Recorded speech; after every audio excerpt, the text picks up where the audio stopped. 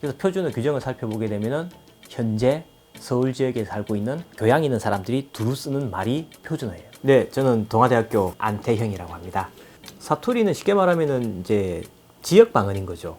각 지역에서 원래 언어가 고유한 모습으로 변화된 그런 모습이 이제 지역 방언이라고 하는 것이죠. 기본적으로 언어라는 것이 변화되는 모습은 이제 큰 산맥이나 강을 기준으로 해가지고 어떤 교통이나 교류의 장애가 발생했을 때 각각의 모습으로 발생하게 됩니다.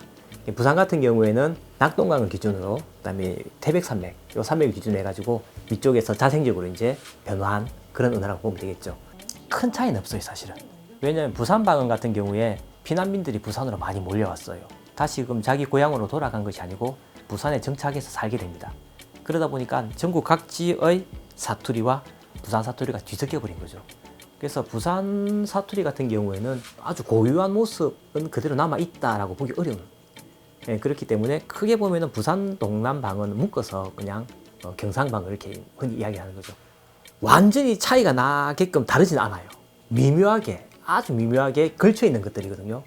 이게 언어라는 것이 딱 선을 그어가지고 여기부터 여기까지는 부산 방언, 여기부터 여기까지는 뭐 경남 방언 이런 식으로 그을 수가 없어요. 가장 큰 영향은 표준어에 대한 우월성이라고 생각을 하거든요. 표준어라는 것이 서울 경기 방언입니다. 언어를 통일할 필요가 있으니까 임의로 한 지역의 방언을 표준어로 정한 거예요.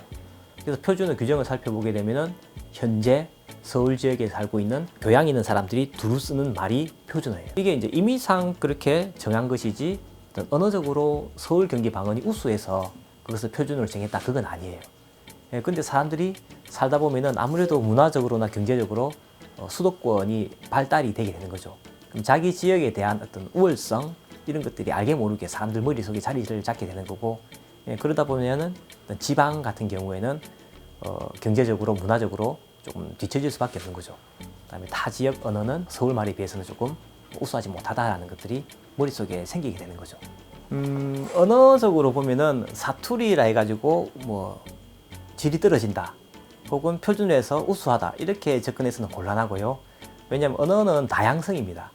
이게 언어적으로 우월하기 때문에 표준으로 정한 것이 아니고 다양한 언어 중에서 임의로 하나로 정한 거예요. 그렇기 때문에 기본적으로 문화도 마찬가지고 언어도 마찬가지고 발전하기 위해서는 다양한 개체들이 존재하는 게 좋습니다. 그래서 언어도 마찬가지예요. 표준어로 획일화되어 버리면은, 표준어로 획일화가 되면서 사투리가 죽어버리면은, 그러면 그 언어는 발전의 가능성이 굉장히 늦어집니다. 지체대가 돼요. 그렇기 때문에 표준어가 있고 다양한 사투리들이 공존하는 상황에서 서로 경쟁을 통했을 때 언어가 발전하게 되고, 그다음에 이런 언어의 발전은 결국은 나아가서 어떤 사고의 다양성, 문화의 다양성을 이끌어내게 되고, 그러다 보면은 우리나라의 문화라든지 언어라든지 이런 것들이 조금 더 발전하게 되는 거겠죠. 사투리라 해가지고 너무 조금 과장되게 그렇게 할 필요는 없다. 자연스럽게 우리가 들었을 때 너무 부담 가지 않는 정도, 그렇게까지는 할 필요가 없지 않는가, 그렇게 생각합니다.